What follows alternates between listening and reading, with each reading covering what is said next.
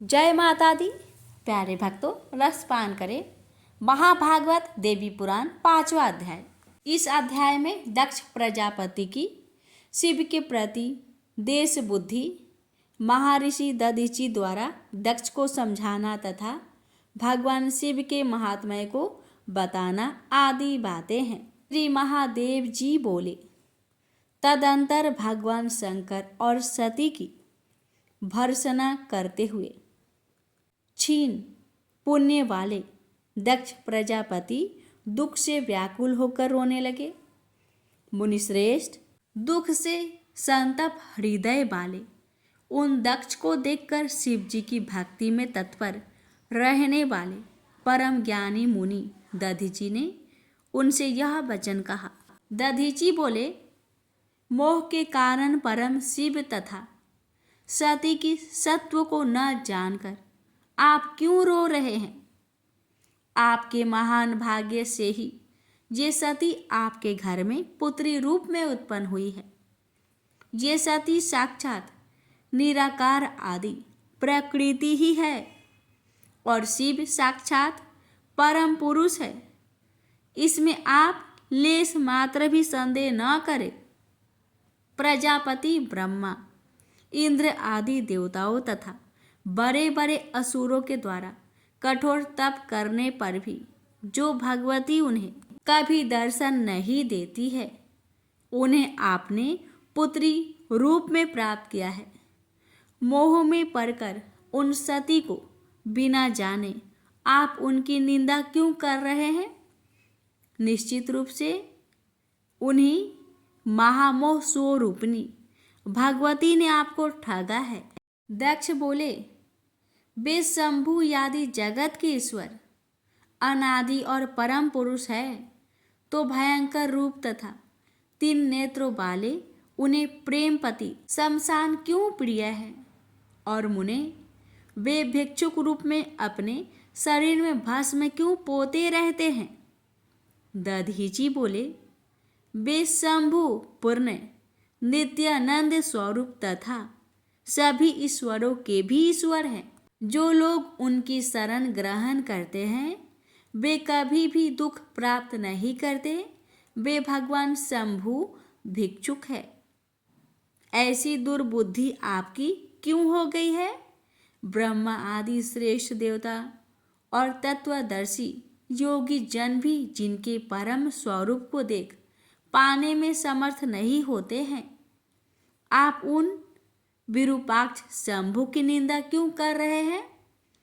सर्वत्र विचरणशील वे भगवान सदाशिव सभी जगह विराजमान हैं। वे शमशान में रहे अथवा सुरमैया पुरी में रहे, उन्हें इसमें कोई विशेषता नहीं दिखाई पड़ती है। शिवलोक बड़ा ही अपूर्व है। वह ब्रह्मा विष्णु आदि के लिए भी दुर्लभ है। वैकुंठ ब्रह्मलोक तथा स्वर्ग उस शिवलोक की एक कला के भी तुल्य नहीं है।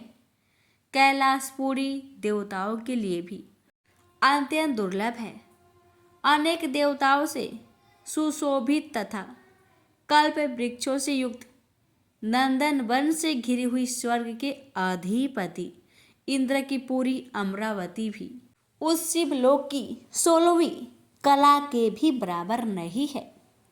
मृत्युलोक में भी वाराणसी नगरी नामक उनकी एक परम रमणीय पुरी है, जो मुक्ति प्रदान करने के कारण मुक्ति क्षेत्र कहलाती है।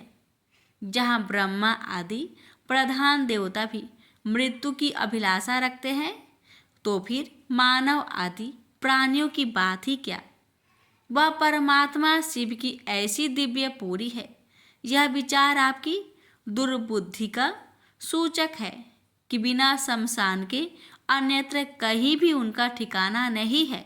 ऐसे सत्य स्वरूप त्रिलोकेश्वर देवाधिदेव भगवान सदाशिव और साक्षात ब्रह्म स्वरूपिणी महेश्वरी सती की भी निंदा आपको अज्ञानवश कभी नहीं करनी चाहिए।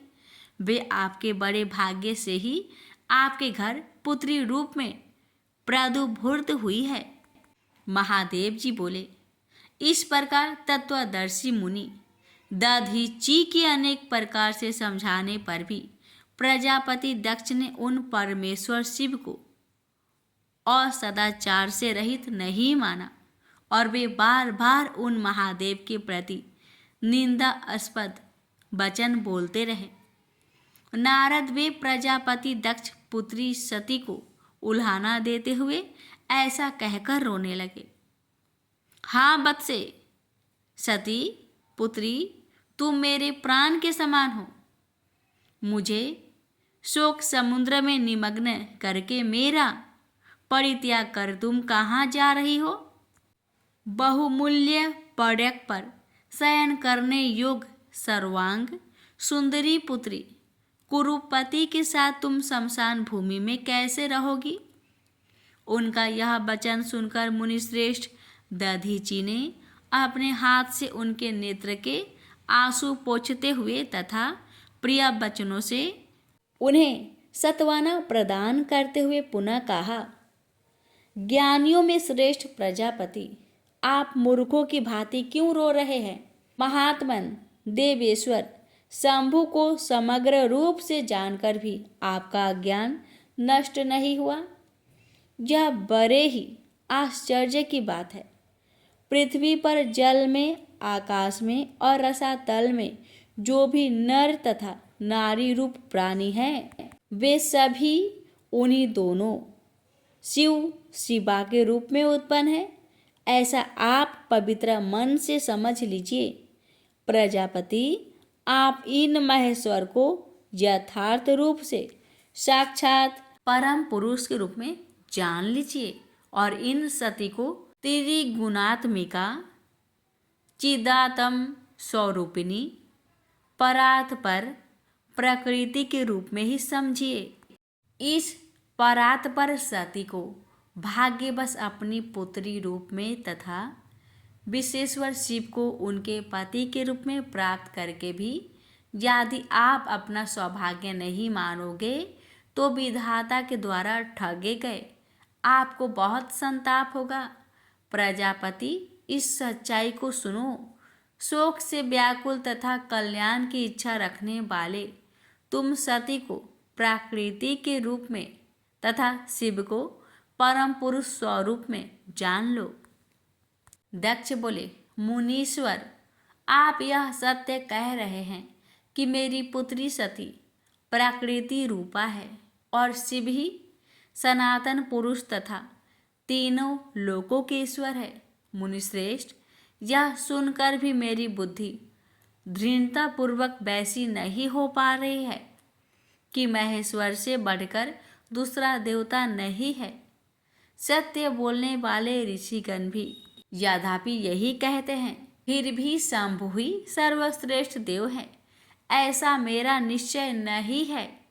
मुने, मैं जिस लिए शिव की निंदा कर रहा हूँ उसका कारण सुनिए। पूर्व काल में जब मेरे पिता ब्रह्मा जी ने प्रजाओं की सृष्टि की तब 11 रुद्र का प्रादुर्भाव हुआ था। समान शरीर वाले भी सभी रुद्र महात्मा, प्रचंड पराक्रमी, भीषण रूप वाले तथा क्रोध के कारण लाल आंखों वाले थे।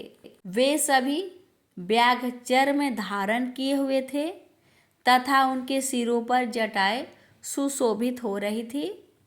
वे सभी रुद्र ब्रह्मा जी की सृष्टि का लोप करने हेतु तत्पर हो गए।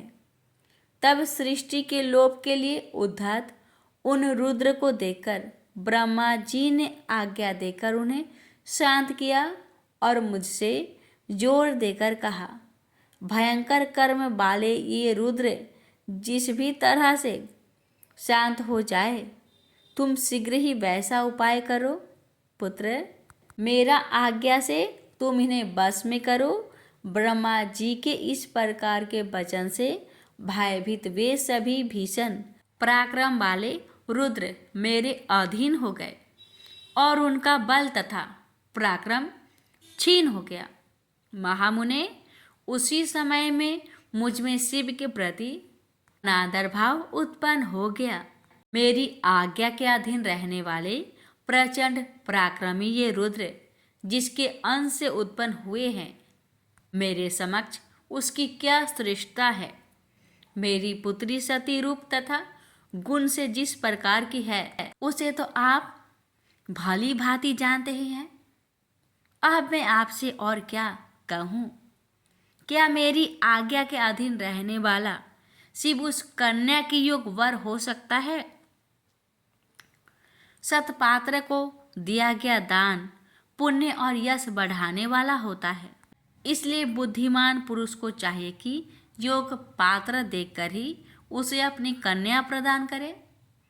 महामुने बंधु बांधवों को साथ में लेकर वर के रूप, स्वभाव तथा कुल पर सम्यक विचार करने के बाद ही प्राज्ञ पुरुष को अपनी कन्या सतपात्र को देनी चाहिए। इन्हीं सभी बातों पर विचार करके मैंने पूर्व में सती के स्वयंवर में कुल तथा शील से रहित उस शिव को आमंत्रित नहीं किया था। सुनिए, मेरे मन में जो कुछ भी है उसे आपको साफ साफ बता रहा हूँ। जिसके अंश से मेरी आज्ञा के वशीभूत ये महारुद्र उत्पन्न हुए हैं, वह शिव जब तक इनके साथ मेरे पास आता रहेगा तब तक मैं उनके प्रति ईर्ष्या रखूंगा। ये सच सच कह रहा हूँ। जब ये शंभु उस विदेश का फल प्रदान करने में समर्थ हो जाएंगे तभी मैं उनकी पूजा करूँगा। ये मेरी दृढ़ प्रतिज्ञा है। श्री महादेव जी बोले। दक्ष का यह वचन सुनकर वे मुनीश्वर दधीची अपने मन में सोचने लगे कि भवानी तथा शिव ने इस महामूर्ख प्रजापति दक्ष को निश्चय ही अपनी कृपा से वंचित कर दिया है। जो लोग मन, वाणी और कर्म से सती और महेश्वर का आश्रय ग्रहण करते हैं, वे भी मोह में पड़ जाने के कारण उन्हें भली भांति जानने में समर्थ नहीं हो पाते। तब यह मूर्खमती दक्ष को समझाया जा सकता तो भला इस संसार में कौन मुक्ति प्राप्त नहीं कर लेता। मुने ऐसा सोचकर और फिर बिना कुछ बोले मुनि दधीची अपने आश्रम को चले गए। इसके बाद दक्ष प्रजापति दुख से बार बार लंबी लंबी सांसें लेते हुए अपने भवन में प्रविष्ट हो गए। प्रेम से बोलिए जय माता दी।